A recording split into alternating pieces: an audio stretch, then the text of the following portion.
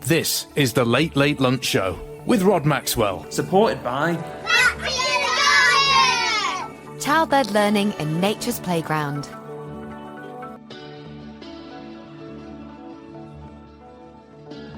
So today on the show, I'm speaking with a man who I met at the recent Mayor's Civic Reception, quite a posh do actually, and we got chatting. I think actually we met in the toilets. His name is Andrew Allen Matthews, and he's a guy who's sick into painting and with a real passion. Andrew, how are you?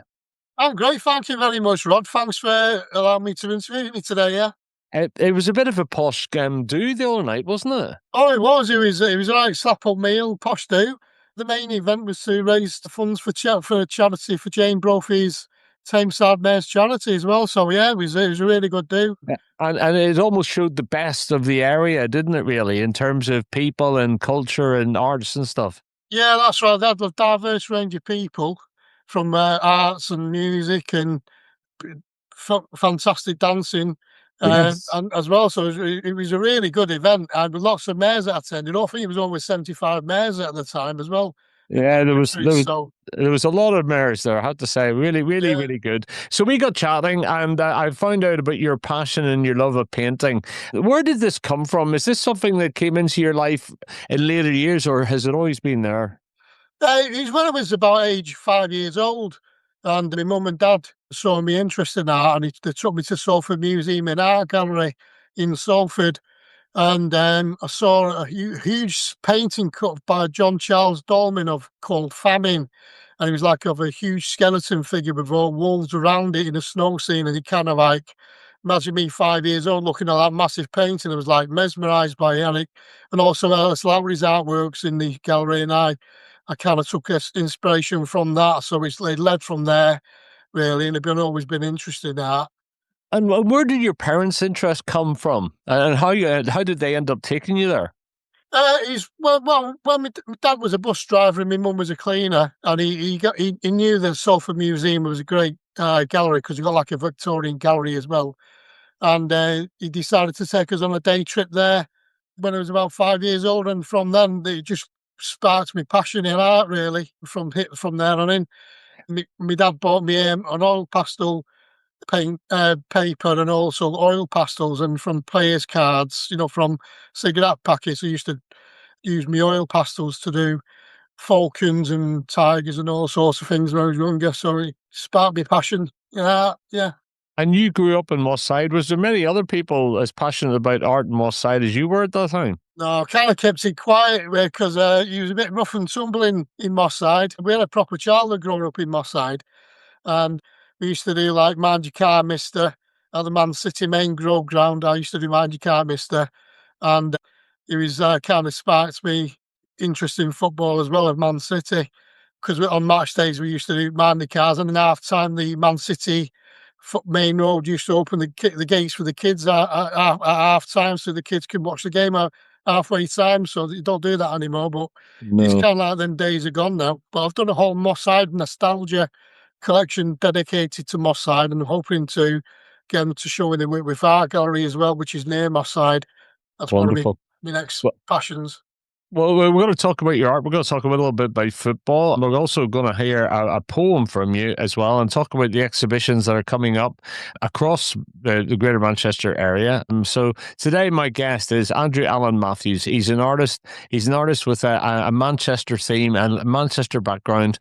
You could say a true Manchester artist. We'll be back finding out more about how he got into this in a few minutes' time. You're listening to the Late Late Lunch Show with Back to the Garden Childcare, where little explorers grow naturally. So, Andrew, from that early, if you like, encouragement from your parents, and to be fair, for people with your background, it was really quite interesting that they took such an interest in art, really, as working class people, really. That's right, because like normally working class people, especially around Moss Side or Old Trafford, the parents would take them to a football game, but my dad saw me interest in that area. He wanted to encourage me to do my art and have a passion, and that's why it was like an unknown thing, which is why I kept it pretty quiet really when I was a kid. Because Moss Side is a bit of a rough and tumble place to grow up, but it was a thoroughly enjoyable time growing up in Moss Side back in the 70s and 80s. I can imagine. Yeah. There's proper community there, isn't there? Yeah, it was a proper community back then. No, hardly any cars on the streets. You could play Kirby, keepy uppy football, street football. I've done quite a few paintings on Moss Side with that, showing that. All my paintings come with short stories and poems to them as well about cityscapes of Manchester and Salford and beyond. And kind of put some meat on the bones of the paintings and highlights the good, the bad, and the ugly, a bit like me, I suppose. Now, tell me, did you take that love of art all the way through your education, or did it dwindle and then come back to you? No, I took it all the way through my education. I wasn't very good at maths or anything like that. We were subjects. I did try, but I couldn't do it. I think I've got an artist brain, but yeah, when I did O-level art early, 2 years early, then I did A-level art when I was in my final year at school. Wow. That's that, and then went to Arden Sixth Form College. Then I got a job as a design separation artist with TFS, which is Tool Textiles Film Services, and also ABC Batik, which does batik designs throughout Africa. So I got into that career for about 10 years, reproducing designs for Laura Ashley, Liberty Designs, Sanderson's, all the major high street brands in the UK. I had a mental health breakdown and went back to university and studied BA Honours in textiles. And when I was at textiles, doing that degree, I used to think LS Lowry's art wasn't very good, but I went to an art lecture on Lowry. So from the lecture, he's like, and opened my eyes to I was a quite accomplished artist, and I developed my style over many years. Did a Lowry-esque manner, but in my style. All Lowry, right, so that's how you would define your style as a sort of modern take on a Lowry classic. yeah, I take inspiration from LS Lowry's characters and his cityscapes and landscapes that he does, and put it in my style, but in more colourful aspect, because Lowry only used 5 colours, like muted greys, reflecting the 18th century chimneys and cotton mills of the time, but I'm reflecting modern Manchester in colourful, vibrant colours. And I'm Manchester boy in a Lowry-esque manner, but in my style. And I guess if Lowry was my master, I'd be his boisterous apprentice, I say. Just going back to that early part of your career, so you were doing doing work for the likes of Laura Ashley, or copying what they were doing for other people? What were you Yeah, doing? so basically TFS Tool Textiles Film Services, they reproduced the designs ready to go onto copper rollers or rotor screen printing in the Strines print works up in the Peak District, and also Brunschwaller in Hyde, which does the ABC Batiks for African designs. They finally closed down, and everything went overseas to Ghana. Like a lot of old textile industries, he's closed. So when I wanted to be a textile designer at university, when I went to university, my main aim was to be a textile designer. But when during the time I was there, from being hand painted artwork that I do, they all turned to computers, Mhm. and so there wasn't much need for many textile designers in the UK. So there wasn't many jobs. So I kind of like fell into other areas such as management and into call centres. I did call centre work for 22 years, which was a stressful Mm. area, but still continuing with my art. And I created my stress and anxiety collection. And part of the stress and anxiety collection was used in the United Union's training and development department to help people overcome stress at work. So I'm glad it was turned a negative into a positive, which is what I'm all about. Well, that's so much about art can be about that, can't it? It's tough for some people. It is an outlet that eases their day, if you like, eases the stress of their day job. It becomes their therapeutic outlet. Yeah, that's in a way what I do. It's like a therapy for myself, because I did suffer through mental health issues. Tried to commit suicide back in '96 due to extreme stress, and I've overcome that now by using my art therapy and medication, helping other charities, and Their art therapy is the main thing, really, because I'm usually in my shed about 4 a.m, painting away like a nutter, dancing in my shed, and it's just a therapeutic way of life, and it's just my passion in life. Yeah. Do you know, I think there's so many people like that. And for me, radio is similar, actually. You know, it was something that All right. I used to sit in the 1980s and make up my own radio shows. And then went off and did a career. And then after having brain injury, I needed something and I couldn't work again. I needed something to give me an outlet. And I went back to that thing in the 1980s that I had no idea would ever be, possible for me. And Right. and painting has been somewhat similar for you.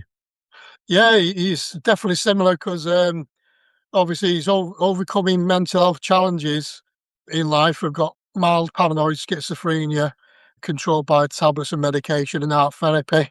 And I use my art as a way of therapy for myself and helping others along the way. So if you check out my website, there's lots of art therapy. I've got website pages on there to help people overcoming stress and anxiety.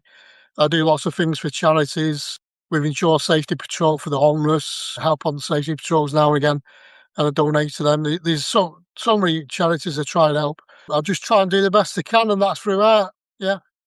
My guest today is Andrew Allen Matthews. He's an artist and somebody who's taken his passion for art and now turned it into therapy and something that's working for the good of himself and the good of other people. Recognised recently by the Mayor of Trafford. We'll be back with him in a couple of minutes' time.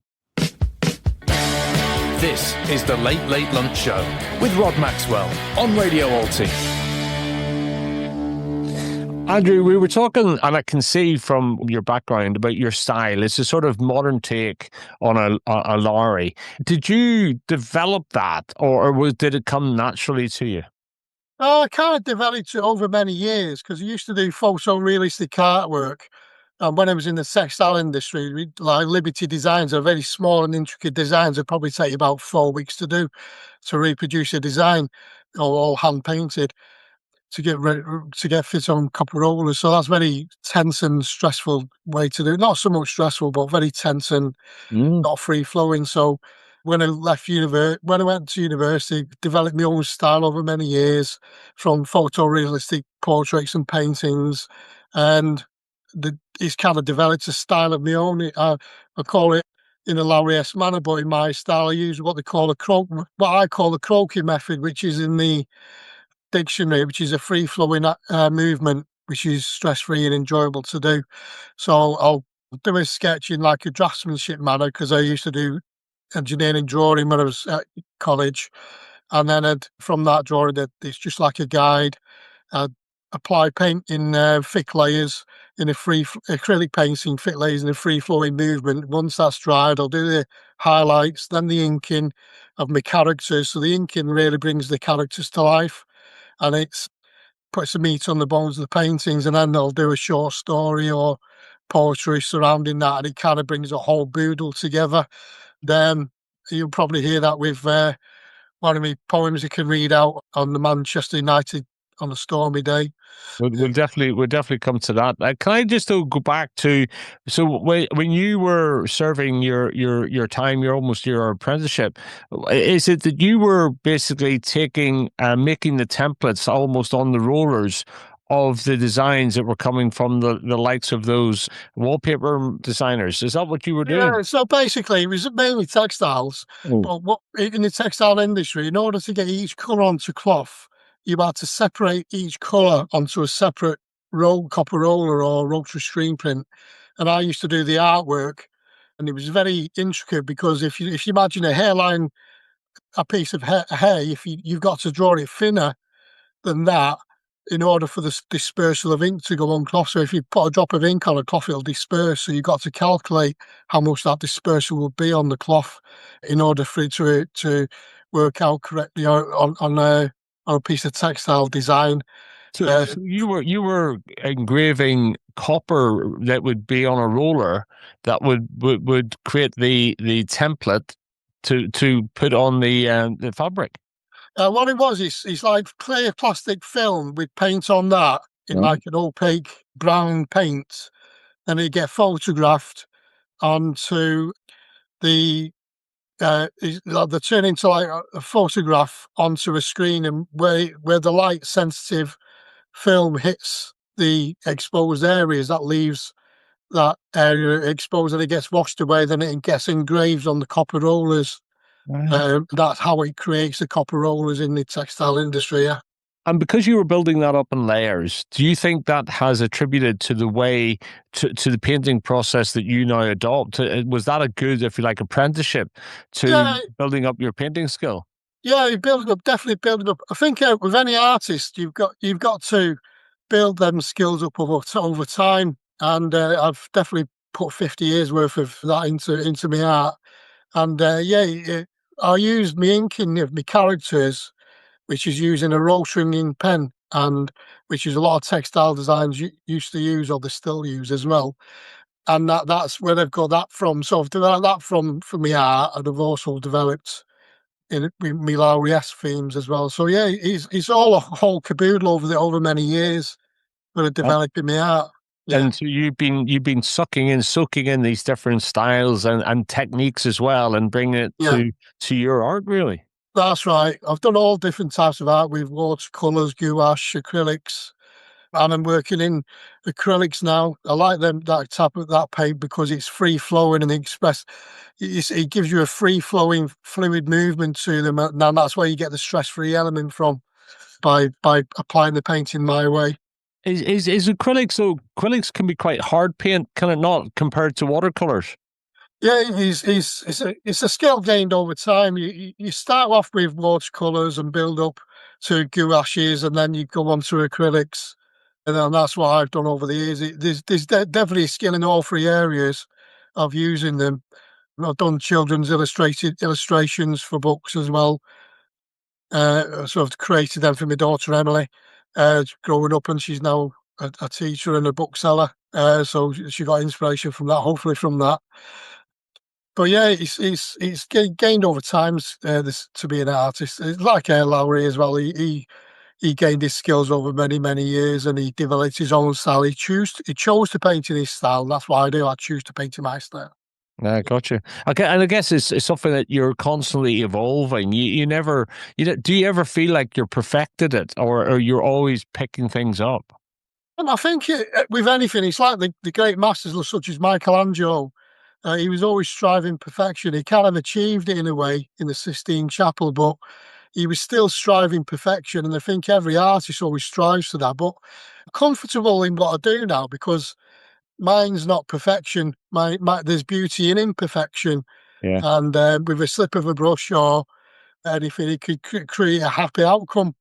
A little mistake, you think, oh, I can turn that mistake into something brilliant, that's and a nice and that's what I do in my art as well. that's a nice way to think about it. I want to take a break and then talk about what you paint, because clearly you've been painting football grounds, City and United. There must be more to it as that. So today, my guest is the artist Andrew Allen Matthews. We're talking about his art. We're talking about his journey into art, and we'll be soon talking also about his exhibitions that are coming up in the local area. And we'll take a break and we'll be with him in a couple of minutes' time. This is the Late Late Lunch Show with Rod Maxwell on Radio Alti. Now, Andrew, I always find that the industrial backdrop of Manchester provides a fantastic landscape and inspiration to paint or to photograph, for example, because especially in Manchester now, you've got the 21st century Manchester, if you like. You've still got the 19th and 20th century Manchester, and in the northern quarter, amongst other places, you can see the layers of the city. Now, you've chosen to paint football grounds, which are iconic in themselves. What else do you like to paint, and where do you like to paint?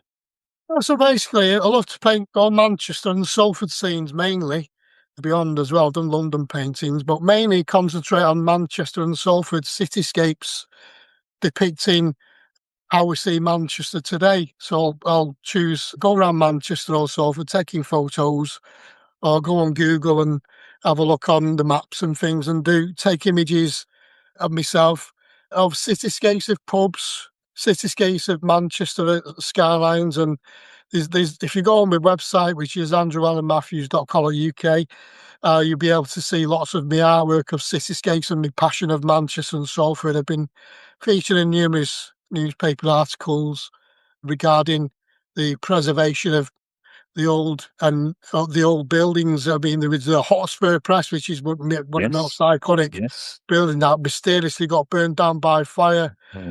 Like the Rialto in Salford, which was, well, I used to live around the corner from there, and that was burned down by a mysterious fire as well. But the planners decided not to save the building, but demolish it and replace it with a McDonald's drive-through in Salford, which is no heart and soul. So I want to preserve all Manchester's old historic buildings. I'm all for a modern Manchester, which is all modern. I like bringing the old and new together. But as long as you don't destroy our heritage, and that's the main thing. It's like the Sir Ralph Abercrombie pub, which I did a painting of, and they got a print in there.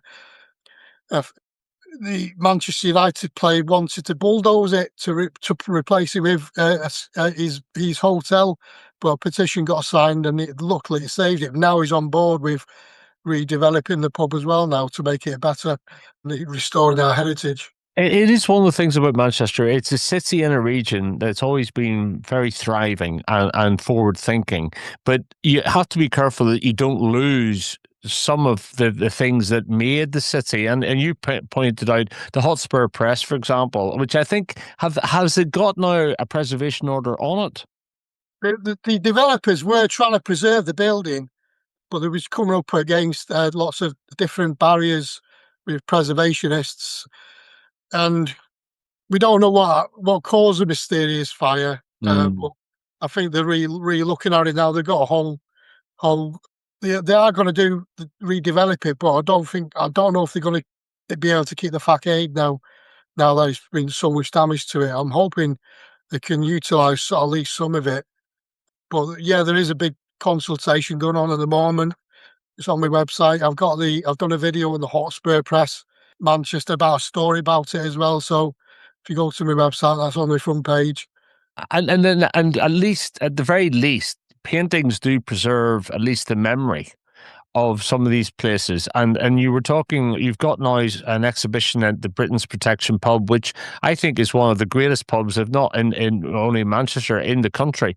There is something unique about that. And there's a number of pubs like that in Manchester, but it really is like a traditional pub in the heart of what is a very modern city.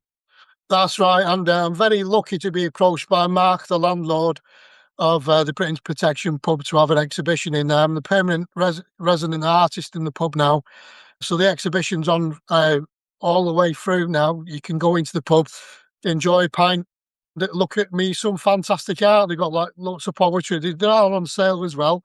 There is one painting called Piccadilly Tower, Manchester, which is up for sale for the Marmalade Trust to help people with loneliness. So that's part of the Britain's Protection Pub's charity.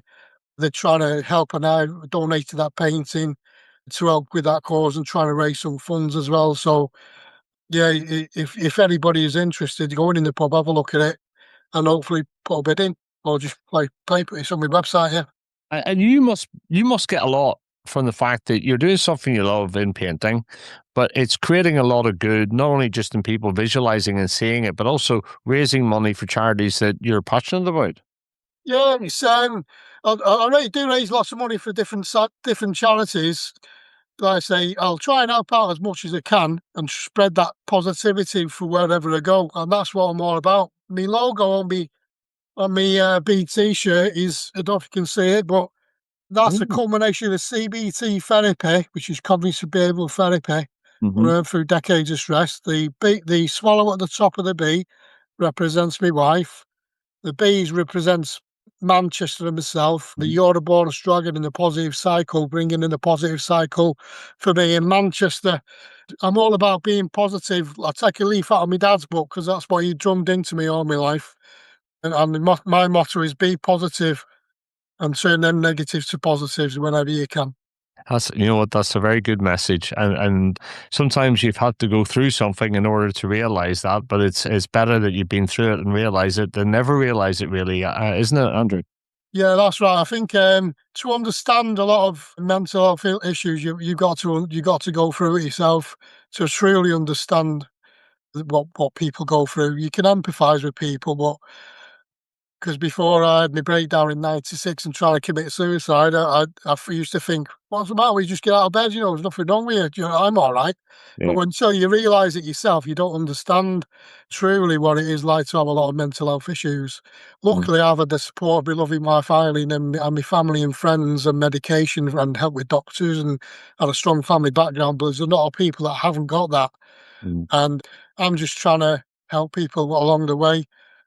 I donate, help Mark Sprosson's Project 23 mental health group. I've done a painting for him and helped his charity. He helps people with mental health issues as well. I also help him with Inshore Safety Patrol for homeless people. There's a lot of veterans on the street who need help, army veterans, and they're just not getting the help they needed. So I donate to them as well. So I try my best, whatever I can do. I'm not a rich man. I only work part-time from bargains in sale. But I'll do my art as my passion, and I'd love to take it for bigger if I could. Do you know, I think as much as you can look at the times we're in and be very negative about it, one of the positives I take is that we can speak about mental health and mental health issues much more openly now. Yeah, And actually, because I've been through my own challenges since I had a brain tumor, but we can speak a lot more openly and a lot more in plain language about it that people can understand. that's right. There used to be a big stigma, especially back in '96. I think I couldn't talk to anybody, and you kind of bottle everything up. And when you bottle things up, you just explode. Mhm. And that's what happens with a lot of people. A lot of the time, it's a cry for help. You Yeah. know, a lot of people think if you try and commit suicide, you're selfish and you're not thinking of your family and anything. But it's true in a way. You're not thinking about anything. You're not thinking about yourself. You're not thinking about those around you that you're going to hurt. You just your mind's lost and you're just looking for help and you can't see a way out of it. So hopefully, like Boston's Project 23, he helps the community as well. So I'm trying to donate back as well in the community. There is help out there, and there's plenty of it, but you need to know how to look for it. And I guess part of what you do is help people understand how to get that help. I'm going to take a break, and I want to come back and talk about your exhibitions because you've got three on coming up or on at the moment. One of them's in Goose Green, another one's in Stanley Square and the Britain's Protection Pub. My guest today is the artist Andrew Allen Matthews. Can I just ask you, when people refer to you as an artist, that must make you feel good. Yeah, it makes me feel very proud Aye. because I've achieved my life's ambition to become an artist. I may not be a full-time artist yet because I'm working part-time and that pays the bills. But yeah, slowly getting there, I think. You're an artist. That's what you are. Speaking to That's the it. artist, Andrew Allen Matthews, will be back. We're going to talk about his exhibitions coming up next. You're listening to the Late Late Lunch Show with Back to the Garden Childcare, where little explorers grow naturally. Now, Andrew, like a lot of modern artists, you look at art in its roundest form. So you do a bit of poetry. I'm going to hear a poem now from you about Manchester United, but I assume that you've had to understand the art of promoting as well and engaging with people to share and to understand the network of artists and also where you can do exhibitions. Yeah, it's difficult, especially when there's literally millions of artists, that are excellent, that are absolutely excellent, and they've all got their own valid points across board too. It's difficult trying to do the promotions because I'm just a one-man band doing it on myself and not having any help from anybody else. But you find that out with a lot of people, you don't get the help. But I've been lucky enough to been approached by Salford Museum and Art Gallery as a solo back in 24, 25, and I had a solo inaugural. I was a solo inaugural artist for the exhibition for 6 months. So I was very honoured to be in that prestigious art gallery. Where my passion for art came from when I was 5 years old. So it came full circle where I had a cityscape exhibition up in Manchester, the Salford by Night collection, and I was really made up with that. And from there on in, it's kind of like took off. from where I am now. So yeah. Yeah, and these small, not small, these milestones are they build up, don't you? Suddenly you can see yourself going from doing you build confidence from doing something like that. Oh, definitely. Yeah. I mean, one of the confidence builders was when it was before the exhibition. It was when I was doing the Moss Side Nostalgia collection, and I was on an art gallery website, and a man from down south called John came all the way from down south on a Sunday, travelled all the way and bought me whole Moss Side Nostalgia collection, and he he he bought the whole collection, and it was that he kind of inspired me really, and he inspired me. So I can thank you, John, Mm. for that if you are listening. And yeah, he said he put a word. He said his first word was said, "Greetings, Maestro," and I thought that was brilliant. That so I'm no maestro, but I don't know. But do you know the thing I love about these days is that people can get original art in their houses rather than going to an IKEA or somewhere else where they get a reproduction. There are people out there that will be able to do a painting which is completely unique, which is reasonably affordable, and you can have an original in your house, and that's again a very precious thing, really, isn't it, Andy? Yeah, especially with the age of digital AI, you can create almost anything with AI nowadays, artificial intelligence, and to have an original or a limited edition signed print by an artist is, I think, something special because somebody's actually created it out of their head and Yeah, using their hands, and it's an art in itself. To have an original piece of work or a limited edition print yeah. and to have that on your wall is special, I think, from any artist, to have that connection with somebody who's painted it. And it's a talking point, isn't it? And Oh, it yeah. then you also, I think when you buy an original, you create a link to the artist, and that again is another talking point. That's right, and a lot of my arts, the lots of because I do my artwork on people, places, and social issues, and all across all my paintings and short stories and poems, they do have that in them. Not maybe I'm not like a John Cooper Clarke. He's just fantastic, but mine's in a more positive way, really. So, but I love John Cooper Clarke. He's one of my idols, along with Ellis Lowry. He's just amazing.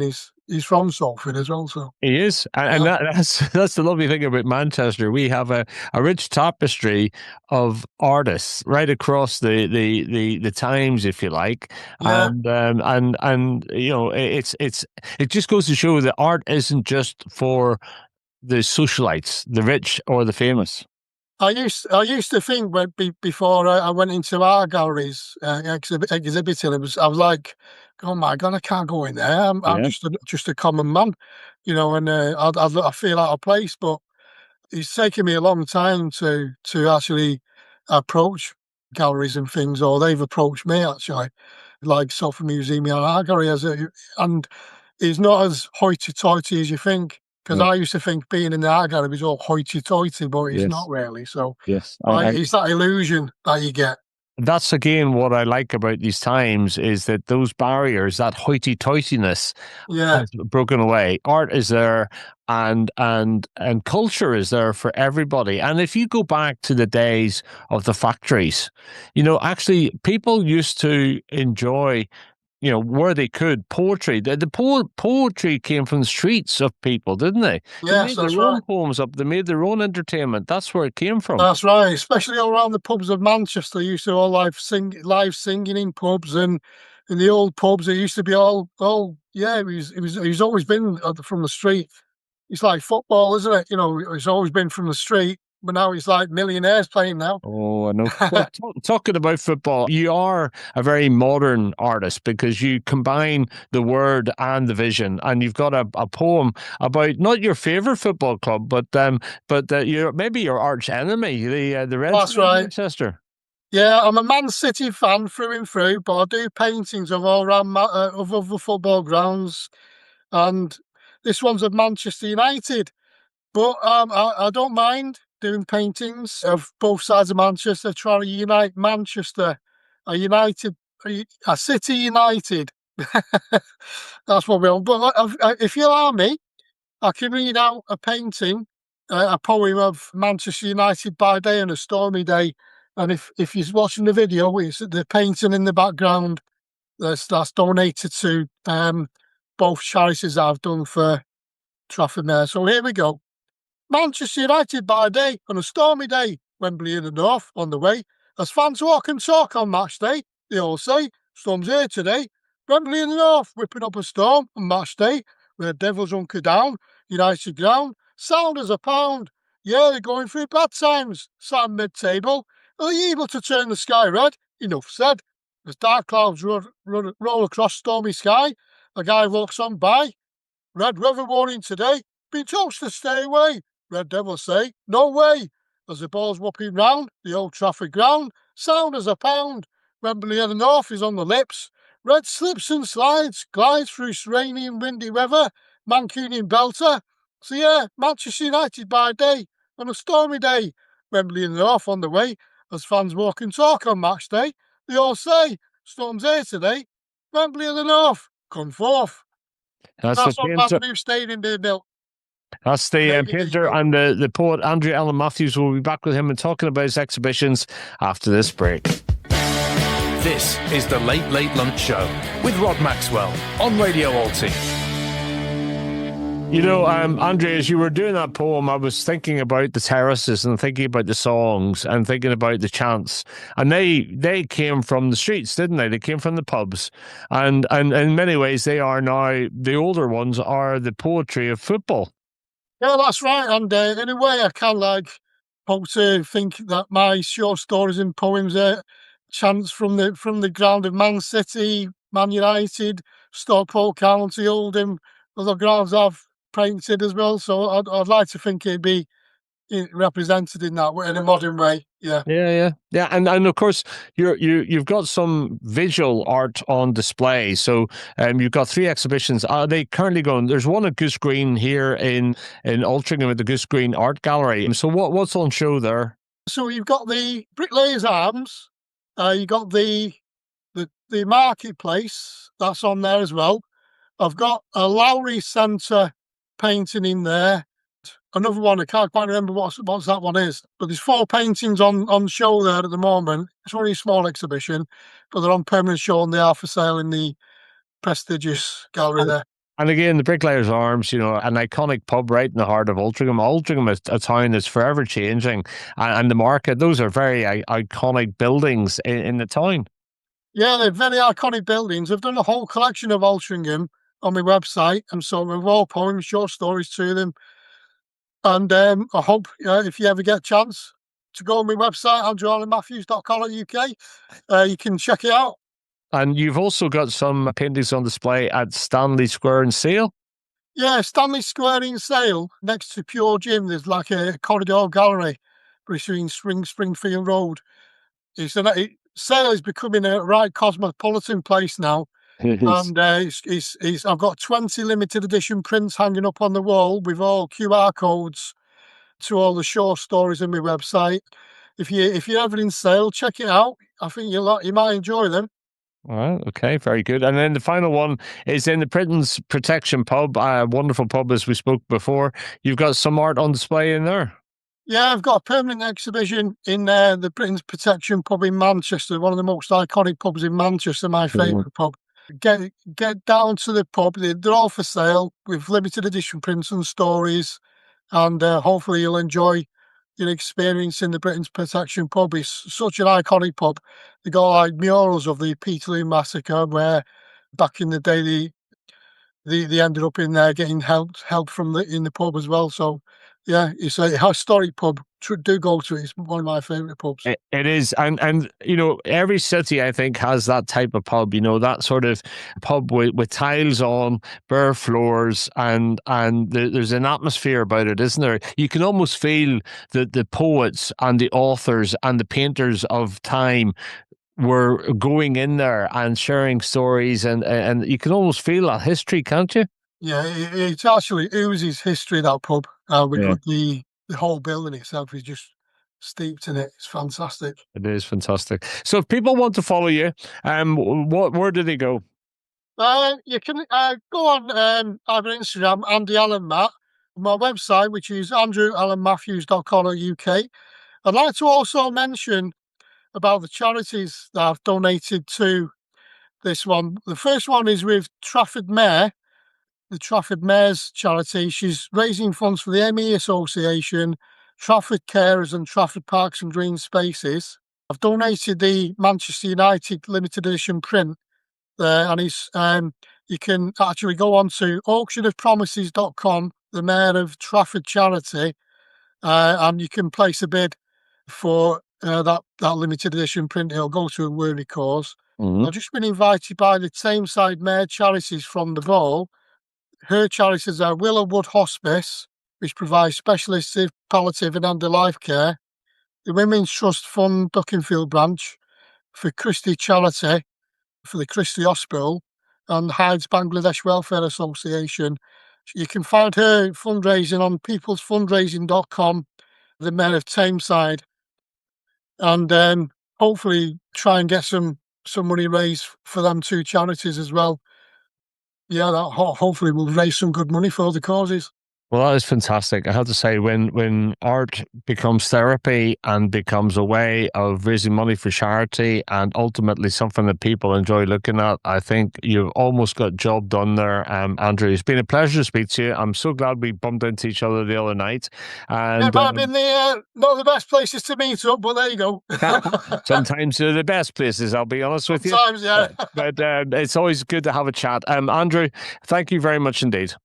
Thank you, Rod. It's a pleasure. This is the Late Late Lunch Show with Back to the Garden Childcare, where little explorers grow naturally.